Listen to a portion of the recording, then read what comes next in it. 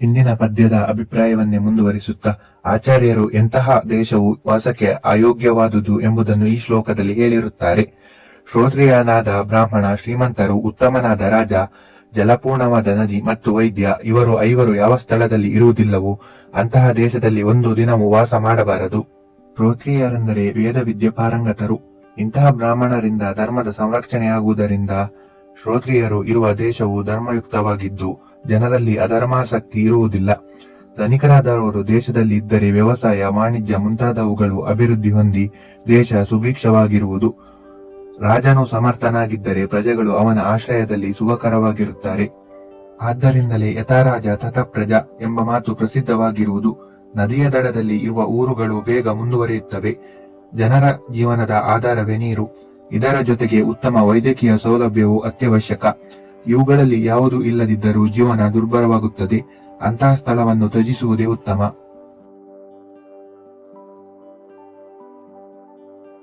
ಈ ಶ್ಲೋಕದಲ್ಲಿಯೂ ಕೂಡ ಆಚಾರ್ಯರು ಜೀವನಕ್ಕೆ ಬೇಕಾದ ಅಂಶಗಳನ್ನು ಒತ್ತಿ ಹೇಳಿರುತ್ತಾರೆ.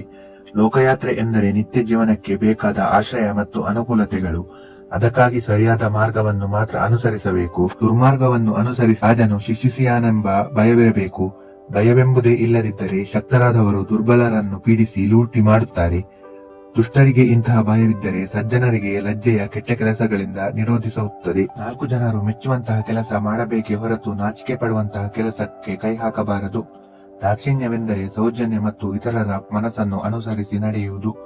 ಇದು ಸಜ್ಜನರ ಲಕ್ಷಣ. ತ್ಯಾಗಶೀಲತೆ ಎಂದರೆ ದಾನ ಬುದ್ಧಿ. ದಾನಕ್ಕಿಂತ ಉತ್ತಮವಾದ ಧರ್ಮವಿಲ್ಲ. ಮೇಲೆ ಹೇಳಿದ 5 ಗುಣಗಳು ಎಲ್ಲಿ ಜನರಲ್ಲಿ ಇರುತ್ತವೆಯೋ ಅದು ವಾಸ ಮಾಡಲು ಉತ್ತಮವಾದ ಸ್ಥಳವಾಗಿದೆ. ಈ 5 ಎಲ್ಲಿ ಇಲ್ಲವೋ ಅಲ್ಲಿ ವಾಸ ಮಾಡಬಾರದು. ಪ್ರೇಷಣವೆಂದರೆ ಕಳುಹಿಸುವುದು. ಭೃತ್ಯರನ್ನು ಅಂದರೆ ಸೇವಕರನ್ನು ಯಾವುದಾದರೂ ಕೆಲಸದ ನಿಮಿತ್ತ ಕಳಿಸಿಕೊಟ್ಟಾಗ ಅವರು ಕೆಲಸವನ್ನು ನಿರ್ವಹಿಸುವ ರೀತಿಯಿಂದ ಅವರ ಯೋಗ್ಯತೆಯನ್ನು ಅಳೆಯಬಹುದು. ಹಾಗೆಯೇ ಆಪತ್ಕಾಲದಲ್ಲಿ ಬಾಂಧವರ ಯೋಗ್ಯತೆ ಗೊತ್ತಾಗುತ್ತದೆ. ಸಮಯದಲ್ಲಿ ಸಹಾಯ ಮಾಡುವವನೇ ನಿಜವಾದ ಮಿತ್ರನು. ಆಪದ್ಗತಂ ಚ ನ ಜಹಾತಿ ಎಂಬುದೇ ಸನ್ಮಿತ್ರನ ಲಕ್ಷಣವು. ಹೆಂಡತಿಯ ಸ್ವಭಾವವನ್ನು ಪರೀಕ್ಷಿಸಬೇಕಾದರೆ ಹಣದ ಮುಗ್ಗಟ್ಟು ತಲೆದೂರುವ ಕಾಲವಾಗಬೇಕು. ಬೇಕಾದಷ್ಟು ಭೋಗಭಾಗ್ಯಗಳಿರುವವನನ್ನು ಸ್ತ್ರೀಯರು ಓಲೈಸುತ್ತಾರೆ. ಆದರೆ ಅವನು ದರಿದ್ರನಾದ ಕೂಡಲೇ ತಿರಸ್ಕಾರದಿಂದ ಕಾಣುತ್ತಾರೆ. ಪತಿವ್ರತೆಯಾದ ಸ್ತ್ರೀ ಮಾತ್ರ ತನ್ನ ಪತಿಯನ್ನು ಬಡತನ ಸಿರಿತನವನ್ನು ಲೆಕ್ಕಿಸದೆ ಒಂದೇ ಸಮನಾಗಿ ಪ್ರೀತಿಸುವುದಲ್ಲದೆ ಬಡತನವನ್ನು ಎದುರಿಸಲು ಬೇಕಾದ ಮನಸ್ಥೈರ್ಯವನ್ನು ನೀಡುತ್ತಾಳೆ. ಆತುರನೆಂದರೆ ವ್ಯಾಧಿ ಮುಂತಾದವುಗಳಿಂದ ಪೀಡಿತನಾಗುವುದು. ವ್ಯಸನವೆಂದರೆ ದುಃಖ. ದುರ್ಭಿಕ್ಷವೆಂದರೆ ಕ್ಷಾಮದ ಸಮಯ. ಶತ್ರುಗಳು ಮೇಲೆ ಬಿದ್ದು ಸಂಕಟ ಉಂಟಾಗುವುದು ಮತ್ತೊಂದು ಕಷ್ಟದ ಸಮಯ. ರಾಜದ್ವಾರವೆಂದರೆ ಅರಮನೆಯ ಹೆಬ್ಬಾಗಿಲು. ರಾಜದರ್ಶನಕ್ಕಾಗಿ ಹೋಗುವ ಸಂದರ್ಭದಲ್ಲಿ ನಡವಳಿಕೆಯ ಬಗ್ಗೆ ಸೂಚನೆ ನೀಡುವ ಗೆಳೆಯನಿದ್ದರೆ ಅನುಕೂಲ. ಸ್ಮಶಾನವೆಂದರೆ ಅಂತಿಮ ಯಾತ್ರೆಯ ಸಂದರ್ಭ. ಅಲ್ಲಿಯೂ ಕೂಡ ಯಾರು ಜೊತೆಯಲ್ಲಿ ಇರುತ್ತಾರೋ ಅವರೇ ನಿಜವಾದ ಬಂಧು. ಮನುಷ್ಯನು ಸುಖವಾಗಿದ್ದಾಗ ಅವನಿಗೆ ಬಂಧುಗಳ ಅಗತ್ಯ ಬೀಳುವುದಿಲ್ಲ. ಆದರೆ ಮೇಲೆ ಹೇಳಿದ ಕಷ್ಟಕಾಲದಲ್ಲಿ ಬಂಧುಗಳ ನೆರವು ಅಗತ್ಯ ಬೇಕಾಗಿರುತ್ತದೆ. ಇಂತಹ ಅವಶ್ಯವಾದ ಸಂದರ್ಭಗಳಲ್ಲಿ ನಿಜವಾದ ಬಂಧುವು ತಾನಾಗಿಯೇ ಹೋಗಿ ಬೇಕಾದ ಸಹಾಯವನ್ನು ಮಾಡುತ್ತಾನೆ. ಕೇವಲ ಸಂಬಂಧ ಮಾತ್ರದಿಂದ ಬಂಧುಗಳಾಗಿ ಇರುವವರು ವ್ಯಕ್ತಿಯ ಸುಖ ಸಮೃದ್ಧಿಗಳಿಂದ ಕೂಡಿರುವಾಗ ಅವನನ್ನು ಅನುಸರಿಸಿ ಕಷ್ಟಕಾಲದಲ್ಲಿ ಅವನನ್ನು ತೊರೆಯುತ್ತಾರೆ. ಯಾರು ನಿಶ್ಚಿತವಾದ ಫಲವುಳ್ಳ ಕೆಲಸಗಳನ್ನು ಪರಿತ್ಯಜಿಸಿ ಅನಿಶ್ಚಿತವಾದ ಕೆಲಸಗಳನ್ನು ಸ್ವೀಕರಿಸುತ್ತಾರೆಯೋ ಅವರಿಗೆ ನಿಶ್ಚಿತವಾದ ಫಲಗಳಂತೂ ಸಿಕ್ಕುವುದಿಲ್ಲ. ಅನಿಶ್ಚಿತವಾದ ಫಲಗಳು ಸಿಕ್ಕುವುದು ಸಾಧ್ಯವಿಲ್ಲ. ಕೆಲವು ಕೆಲಸಗಳಲ್ಲಿ ಫಲವು ದೊರೆಯುವುದು ಖಚಿತವಾಗಿರುತ್ತದೆ. ಪಾಂಡಿತನಾದವನು ಅಂತಹ ಕೆಲಸಗಳನ್ನು ಅನಾದರಣೆ ಮಾಡಿ ಫಲವು ಸಂದೇಹಾಸ್ಪದವಾಗಿರುವ ಕೆಲಸಗಳನ್ನು ಸ್ವೀಕರಿಸಬಾರದು. A bird in hand is better then 2 in the bush ಎಂಬ ಇಂಗ್ಲಿಷ್ ಗಾದೆ ಮಾತು ಇದಕ್ಕೆ ಸಮಾನಾರ್ಥಕವಾದುದು. ಬುದ್ಧಿವಂತನಾದವನು ಒಳ್ಳೆಯ ಕುಲದಲ್ಲಿ ಹುಟ್ಟಿದ ಕನ್ಯೆಯನ್ನು ಅವಳು ಕುರೂಪಿಯಾದರೂ ವರಿಸಬೇಕು. ಅದರಂತೆ ರೂಪವತಿಯಾದವಳು ನೀಚವಾದ ಕುಲದವಳಾದರೆ ಅವಳನ್ನು ವಿವಾಹವಾಗಬಾರದು. ಕುಲವನ್ನು ನೋಡಿ ಹೆಣ್ಣನ್ನು ತರಬೇಕೆಂದು ನಮ್ಮಲ್ಲಿ ಗಾದೆ ಮಾತಿದೆ. ಒಳ್ಳೆಯ ಕುಲದಲ್ಲಿ ಹುಟ್ಟಿದ ಹೆಣ್ಣು ಮಕ್ಕಳು ಒಳ್ಳೆಯ ಸಂಸ್ಕಾರವುಳ್ಳವರಾಗಿರುತ್ತಾರೆ.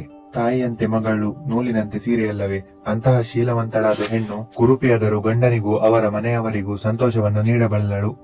ಅದಿಲ್ಲದಿದ್ದರೆ ರೂಪವತಿಯಾದರೂ ಸದ್ಗುಣಿಯಿಲ್ಲದ ಯುವತಿಯು ಗಂಡನ ಮನೆಯಲ್ಲಿ ಹೊಂದಿಕೊಂಡು ಬಾಳಲಾರದೆ ಎಲ್ಲರನ್ನೂ ದುಃಖಕ್ಕೆ ಈಡು ಮಾಡುತ್ತಾಳೆ. ಆದುದರಿಂದ ಆಂತರಿಕ ಸೌಂದರ್ಯವನ್ನು ನೋಡಬೇಕೇ ಹೊರತು ಬಾಹ್ಯ ಸೌಂದರ್ಯವನ್ನಲ್ಲ. ನಕ್ಕಿಗಳೆಂದರೆ ಉಗುರುಗಳೇ ಪ್ರಧಾನ ಆಯುಧವಾಗಿ ಉಳ್ಳ ಹುಲಿ, ಚಿರತೆ ಮುಂತಾದ ಪ್ರಾಣಿಗಳು. ಇವು ದುಷ್ಟ ಮೃಗಗಳಾದುದರಿಂದ ಎಷ್ಟೇ ಸಾಧುವಾಗಿ ತೋರಿದರೂ ಅವುಗಳ ಮೇಲೆ ವಿಶ್ವಾಸವನ್ನಿಡಬಾರದು. ನದಿಯು ಕೂಡ ಕೆಲವು ಕಡೆ ಆಳ ಕಡಿಮೆ ಇರಬಹುದು, ಮುಂದಿನ ಹೆಜ್ಜೆಯಲ್ಲಿಯೇ ಆಳವಾಗಿರಬಹುದು. ಸುಳಿಗಳು, ಮೊಸಳೆಯಂತಹ ಪ್ರಾಣಿಗಳು ಇರಬಹುದು.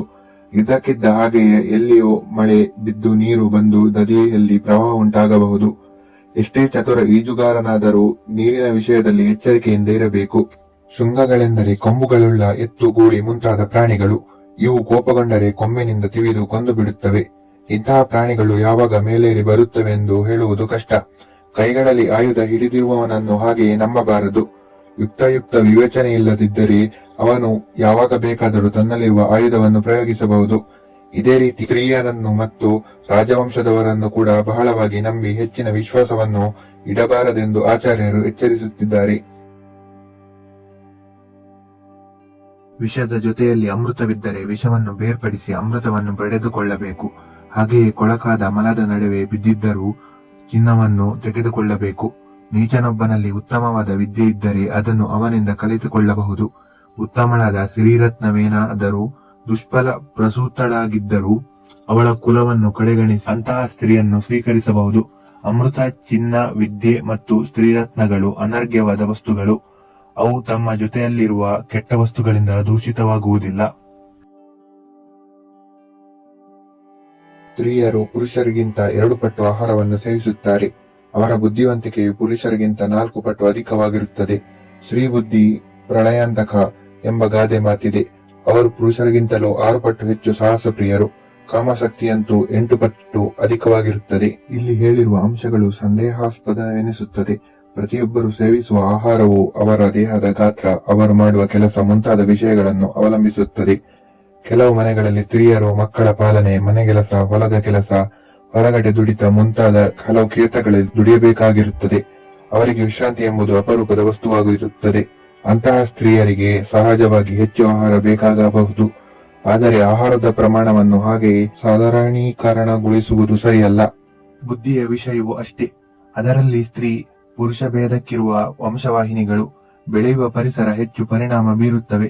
ಜೊತೆಗೆ ಹೊರಗಿನ ವಿಷಯಗಳಲ್ಲಿ ಪುರುಷರು ಬುದ್ಧಿವಂತರಾದರೆ ಮನೆಯಲ್ಲಿ ಸ್ತ್ರೀಯರು ತಮ್ಮ ಅನುಭವದಿಂದ ಸಮಯೋಚಿತ ನಿರ್ಧಾರಗಳನ್ನು ಕೈಗೊಳ್ಳಬಲ್ಲರು.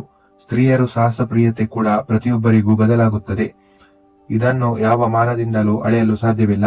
ಕಾಮದ ವಿಷಯದಲ್ಲಿಯೂ ಲಜ್ಜಭೂಷಣರಾದ ಸ್ತ್ರೀಯರು ಪುರುಷರನ್ನು ಮೀರಿಸುತ್ತಾರೆಂದು ಭಾವಿಸುವುದು ಸರಿ ಎನಿಸಲಾರದು.